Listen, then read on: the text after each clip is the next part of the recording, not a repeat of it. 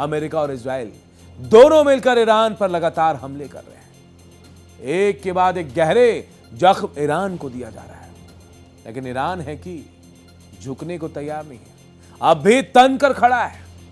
वो किसी भी कीमत पर पीछे नहीं हटेगा। हम आपको बताने जा रहे हैं कि किस तरह से ईरान की ओर से कहा जा रहा है, ईरान किसी के सामने नहीं झुकेगा।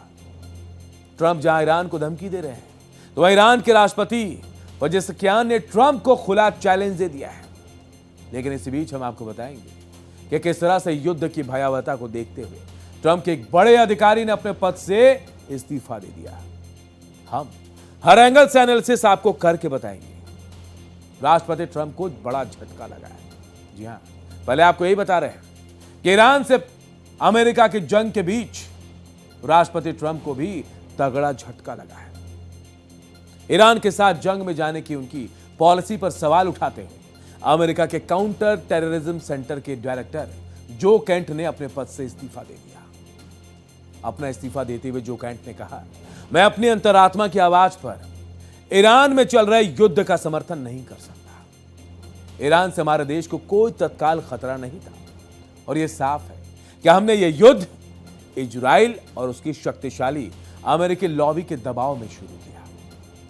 केंट ने इस्तीफा ऐसे वक्त में दिया जब अमेरिका और ईरान के बीच चल रही सैन्य झड़पों के बीच पश्चिम एशिया में तनाव लगातार बढ़ रहे हैं।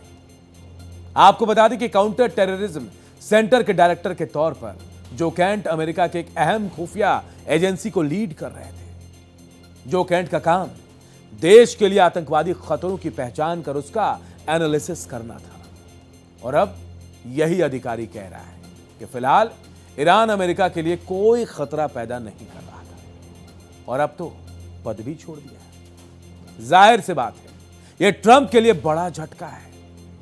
मिडिल ईस्ट में तनाव चरम पर है, लेकिन ईरान है कि वो किसी भी सूरत में हार मानने को तैयार नहीं। अमेरिका इजराइल लगातार ईरान पर घातक हमले कर रहे हैं। जबरदस्त तनाव के बीच एक दूसरे बड़े नेताओं को मारने की धमकी दी जा रही है या मार डालने का दावा किया जा रहा है, लेकिन ईरान है कि पीछे हट ही नहीं रहा। एक दिन पहले अमेरिका के राष्ट्रपति डोनाल्ड ट्रंप ने भी ऐलान किया कि वो ईरान पर मिलिट्री स्ट्राइक करता रहेगा। अमेरिका ने अपने एयरक्राफ्ट कैरियर भेजकर मिडिल ईस्ट में तबाही का और सामान भेज दिया। बावजूद इसके ईरान है कि मानता है। ईरान के राष्ट्रपति मसूद पेजेश्कियान ने चेतावनी दी कि उनका देश अमेरिका के सामने नहीं झुकेगा। ईरान में पैरालंपिक टीम के सदस्यों के सम्मान समारोह अपने संबोधन में मसूद पेजेश्कियान ने कहा, हम इनमें से किसी भी मुश्किल के सामने नहीं झुकेंगे। बहुत बड़ी बात है, आप समझिए। पेजेश्कियान ने चेतावनी दी कि दुनिया की ताकत हमें सिर झुकाने के लिए मजबूर करने के लिए कायरता से लाइन में खड़ी हो रही है। जैसे आप मुश्किलों के सामने नहीं झुके, वैसे हम इन समस्याओं के सामने नहीं झुकेंगे। आपको बता दें कि ईरानी राष्ट्रपति का बयान ऐसे वक्त में आया जब परमाणु कार्यक्रम पर तनातनी बेइंतहा है। अमेरिका के साथ ईरान की दूसरे दौर की बातचीत जेनेवा में और अगली बातचीत वियना में होनी थी, लेकिन बातचीत का कोई अंजाम जब निकला तो अमेरिका नहीं निकला, तो अमेरिका और ईरान ने हमला कर दिया। इजराइल ने ईरान पर हमला किया। जंग को कि जो ताजा हालात है वो दुनिया के सामने है। मोस्तफा ने, देखिए, जी हां, मोस्तफा ने मौत को मात दे दी, ये भी जानकारी मिल रही। इसी बीच ईरान के नए सुप्रीम लीडर मोस्तफा खामनेई की मौत की खबरें भी उड़ी। मोस्तफा को लेकर दावा किया गया कि अमेरिका इजराइल उन्हें मार दिया। बाद में खबरें आई कि मोस्तफा तेहरान के अस्पताल में इलाज करा रहे हैं, तो वहीं अमेरिका ने उन पर ऐलान की घोषणा भी कर दी। अब हम आपको बता रहे हैं कि किस तरह से मोस्तफा ने मौत को मात दी, किस तरह से मोस्तफा बाल बाल बच गए।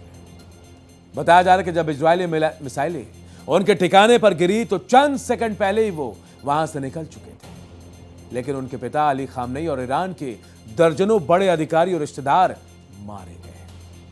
मीडिया रिपोर्ट के मुताबिक मोस्तफा हमले से ठीक पहले कंपाउंड से बाहर निकलकर बागीचे में चले गए थे।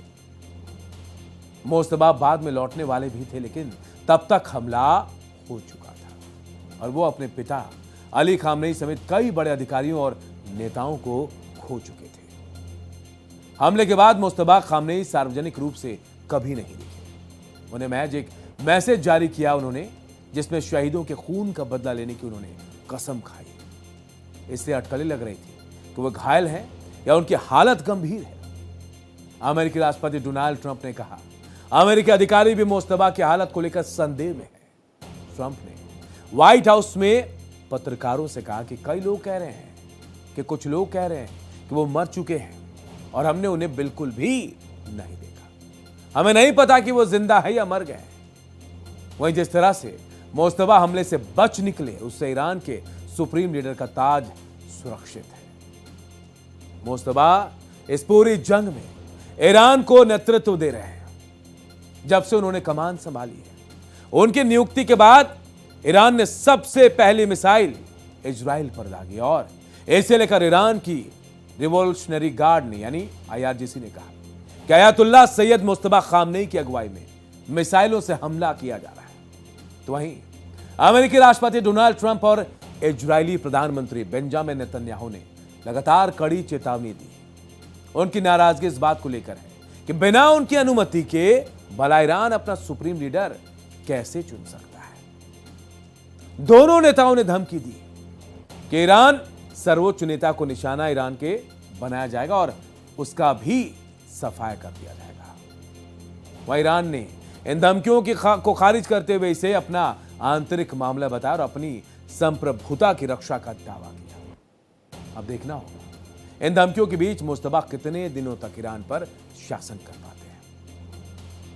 एक्सपर्ट कह रहे हैं युद्ध में जीत हासिल करना और किसी देश के खतरे को लंबे समय तक खत्म करना दो अलग अलग बातें हैं। कुछ को तो यहां तक भी डर लग रहा है कि युद्ध के बाद ईरान के भीतर कट्टरपंथी ताकतें और मजबूत हो सकती हैं। ऐसे हालात वो परमाणु हथियार बनाने की दिशा में ज्यादा तेजी से आगे बढ़ने का फैसला कर सकते हैं। ईरान के पास अब भी करीब 440 किलोग्राम यूरेनियम एनरिचमेंट मौजूद है, जिसे अमेरिका और उसके सहयोगी देश एक बड़ा खतरा मानते हैं। ईरान में धार्मिक नेतृत्व वाली व्यवस्था अभी भी एकजुट बनी हुई है। फिलहाल ईरान की मौजूदा सरकार गिरने की कोई संभावना नहीं दिख रही है। तो जाहिर सी बात है कि जिस तरह से उनके बेटे मुस्तफा खामनेई ईरान को बतौर सुप्रीम लीडर लीड कर रहे हैं, इससे साफ है ईरान में कट्टरता बढ़ना और लाजमी है।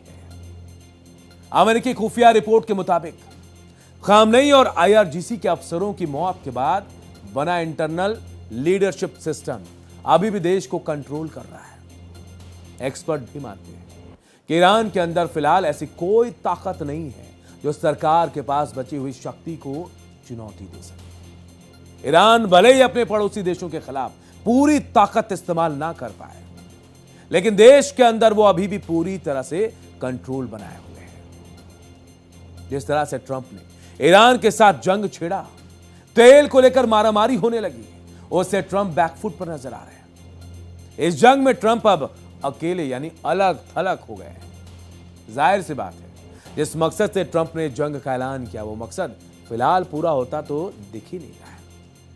लगातार ईरान पलटवार कर रहा है, जो ट्रंप के लिए बेचैनी का सबब बना हुआ है। और वो लगातार कह भी रहे हैं कि अमेरिका कुछ भी कर ले, लेकिन ईरान झुकने को तैयार नहीं है। ईरान पलटवार करता रहेगा, आगे भी करेगा।